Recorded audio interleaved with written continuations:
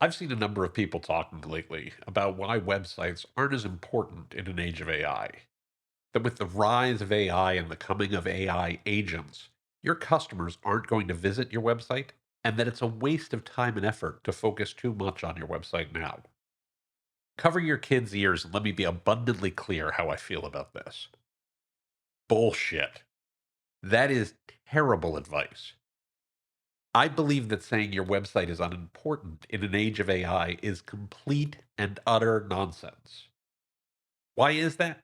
Why do I feel so strongly about this? And what's the point of your business's website in an age of AI? This is episode 447 of Things Out Loud. Let's dive in.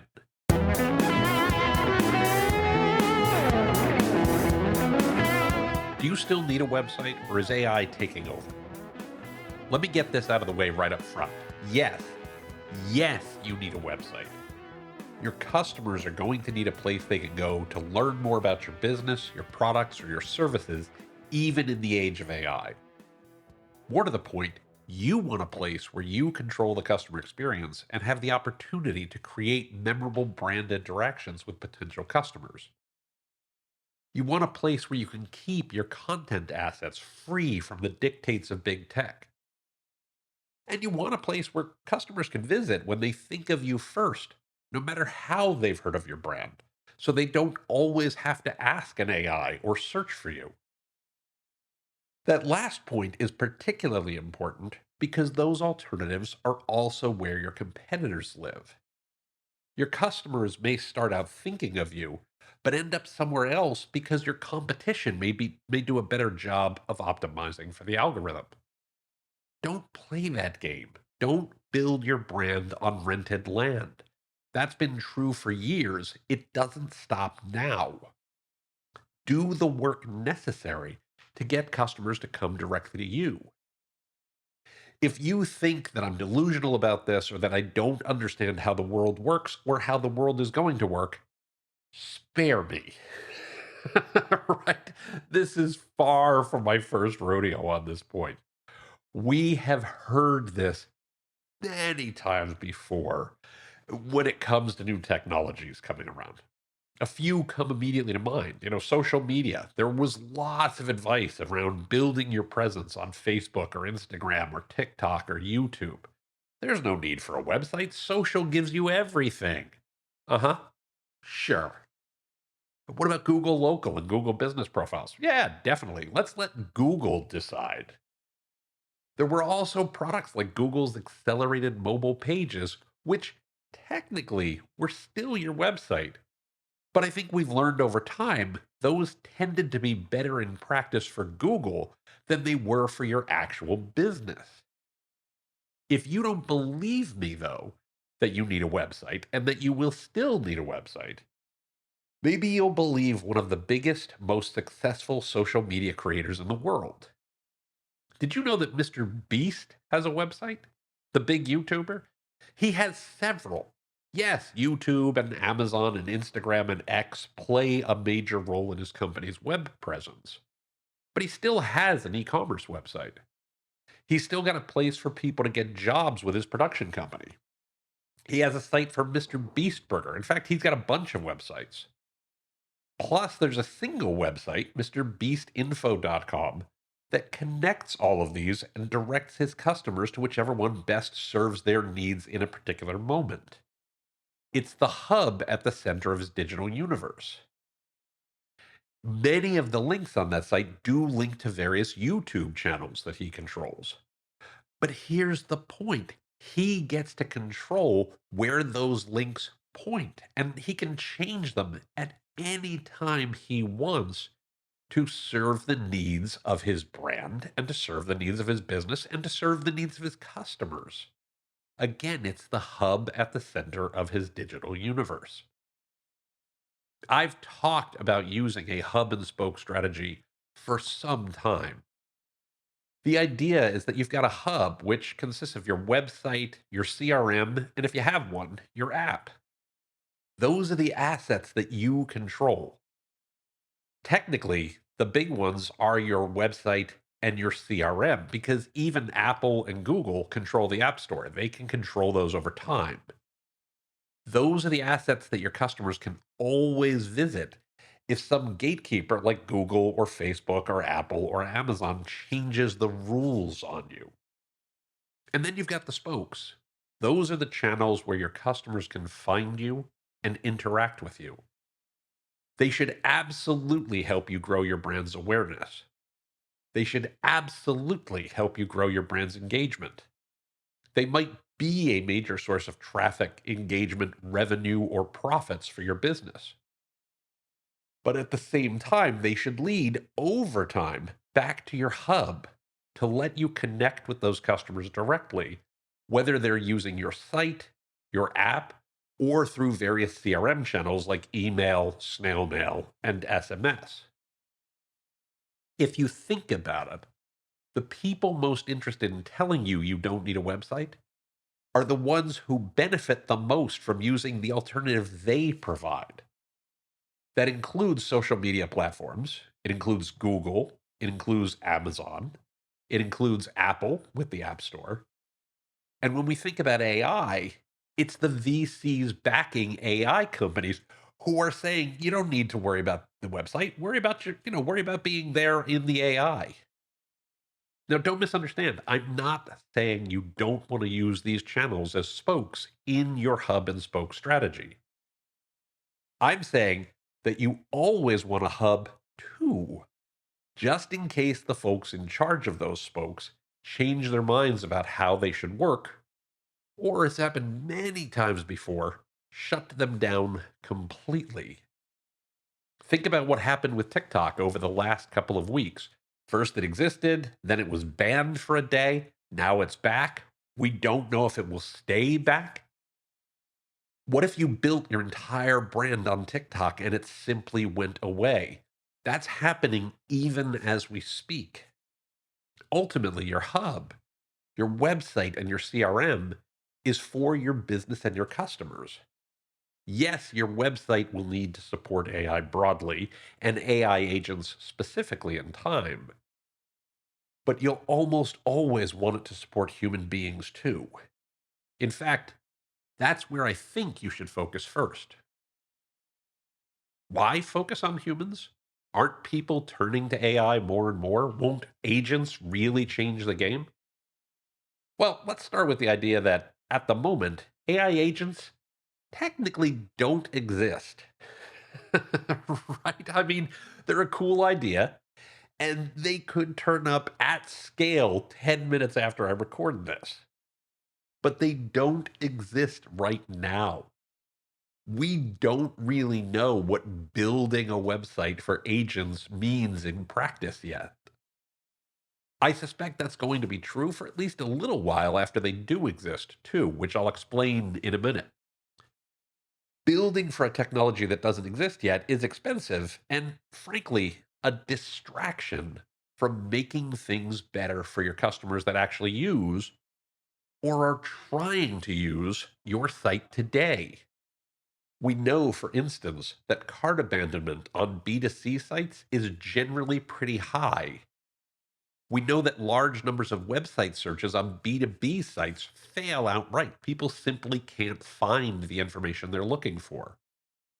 We know that engagement rates on most sites tends to be fairly low, regardless of whether they're targeting consumers or business customers. Why not fix those things now instead of creating something new for a tool and technology that's at best just a little bit over the horizon? Second, because if and when AI agents exist, their job will be to serve the needs of their person. An agent is going to need to get answers to questions their person asks. An agent is going to need to find solutions to a problem their person has. An agent is going to need to present images of what those solutions look like. An agent is going to need to show videos of those products or solutions in action. Especially at first, agents may need to point their people to a place where they, the person, can see all of these for themselves. Doesn't that all sound like something your website should do? In fact, shouldn't it do that already? Think about it. Where is the agent going to get these answers, these solutions, these images, and these videos? Don't you want to make sure you have content and images and videos to provide those answers? And hear me out. Wouldn't it be convenient if an agent could go to, I don't know, one place to find what it's looking for that addresses its person's need? Something like, oh, I don't know, a website? Sure, at some point, the agent may simply present the one and only answer that perfectly meets the needs of their person. That could absolutely happen. How soon do you think that's likely to happen, though? How soon do you think that's likely to get adopted at scale? How much are you willing to bet on the answers to those questions? I don't mean to malign any of the possibilities that agents offer. Agents sound genuinely cool in theory. I'm a relatively early adopter. I use AI regularly today, and I have a series of tests I run regularly to see how much I can outsource to any artificial intelligence I'm using. At the moment, the vision is compelling, but in practice, the results so far are far from letting them simply take care of everything.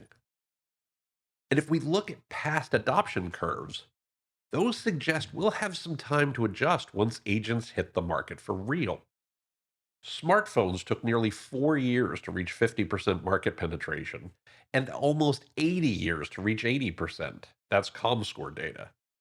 Even if AI agents cut those times in half, you'll have probably a year to meet the needs of the earliest adopters, a couple of years to meet the needs of the top 50%, and probably 3 to 5 years to meet the needs of the top 80%. And you'll still also need your website to accommodate 20% of your customer base after that 3 to 5 year period. Hell, here we are in 2025, and roughly 9% of the US still doesn't have a smartphone. Some of that is tied to income, so those might not be your customers. Some is tied to education, so some of those folks might be your customers. And some is tied to a rural urban divide, which could go either way. The point remains that you're likely going to be serving the needs of 5 to 10% of your customers, and probably a lot more through a, good Lord, this pains me to say, traditional website for years, if not for decades. If we broaden our discussion from agents to AI more generally, recent numbers show that almost 40% of Americans ages 18 to 64 have used generative AI. More than 24% of American workers used it, quote, at least once in the week prior to being surveyed. This, according to an NPR story on a study conducted by the Census Department. Further, that roughly 1 in 9 folks, or about 11%, used generative AI nearly every workday. Again, those are compelling numbers.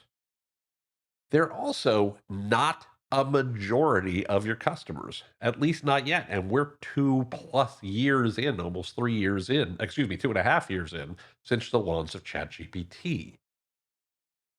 One other reason that gives me constant confidence about this reality: inertia. Inertia is the toughest thing in the world to sell against.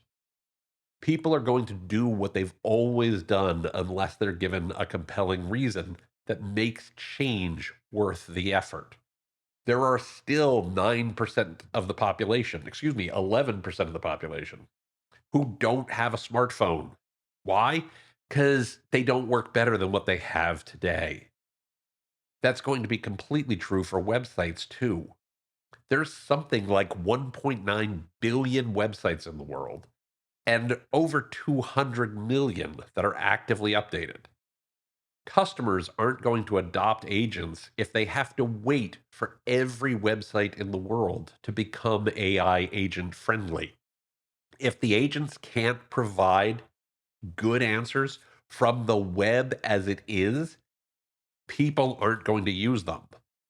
I'm reasonably confident that agents are going to have to work with the web as it exists today versus everyone else making websites that meet the needs of agents right away.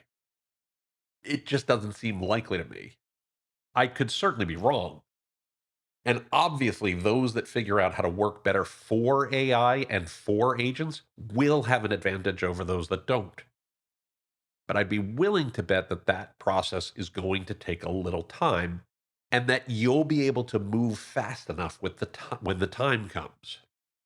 Of course, I want to be very clear. You need to pay attention to your data. I'm seeing clients get small but growing amounts of traffic, referral traffic from ChatGPT, from Gemini, from Perplexity, and others. Agents are coming. Your customers will use AI agents to find what they need, and feel free to disregard everything I just said if you find that your traffic from these sources has reached critical mass. I'm not being sarcastic.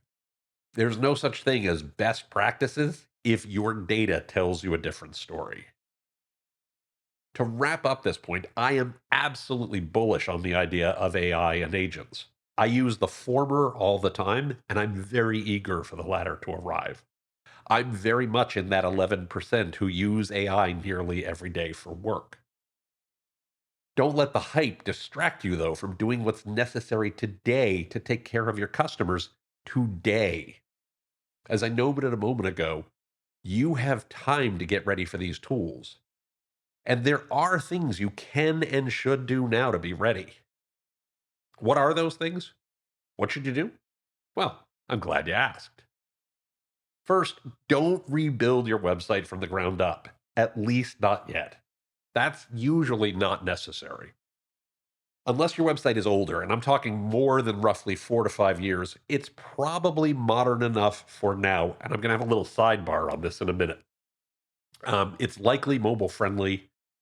It's likely accessible for visually impaired people or those with low vision. It's hopefully relatively fast. And this is the one I'm going to take a quick detour on, then get back to the original point. But to the point of modern enough, you should regularly work to make your site faster and more accessible.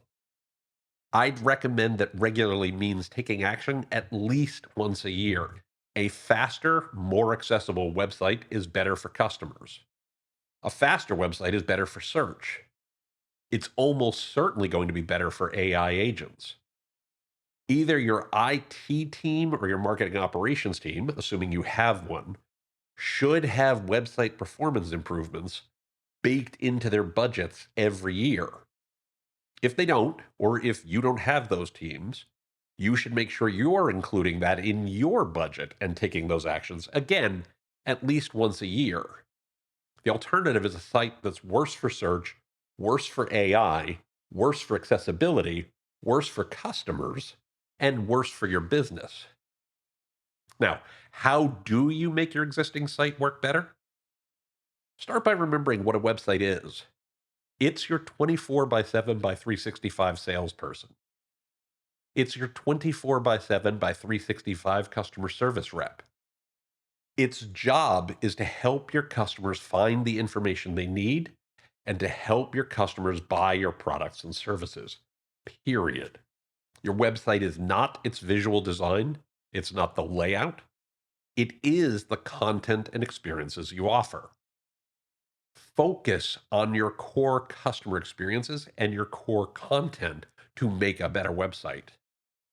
What are the questions your customers need answered? What are the problems your customers need solved?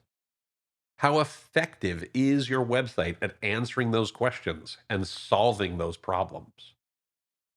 Your analytics can help you find out. Start with a content audit. What are the top pages customers visit on your site? Which ones have particularly low engagement rates? Which ones do customers never see? That's where you start.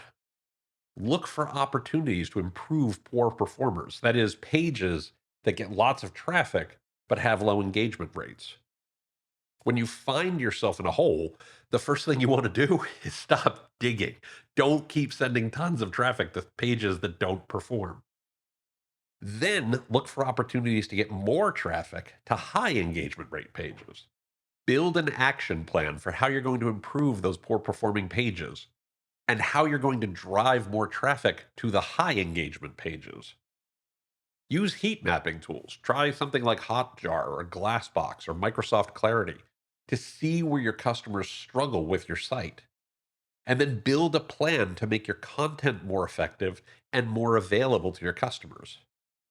Then execute against that plan. Make sure you've got structured data in place that makes it easier for AI tools to understand what your page and your content is all about. The point here isn't to ignore agents or AI. It's that you're building the right content that can help AI answer its people's questions, its users' questions. You're building solutions that meet the needs of AI and of your customers, and that you're setting yourself up for long-term success. So yes, AI is coming, and it's going to change the way we do some of our web development, some of our website management. Most of those changes, though, are yet to be determined.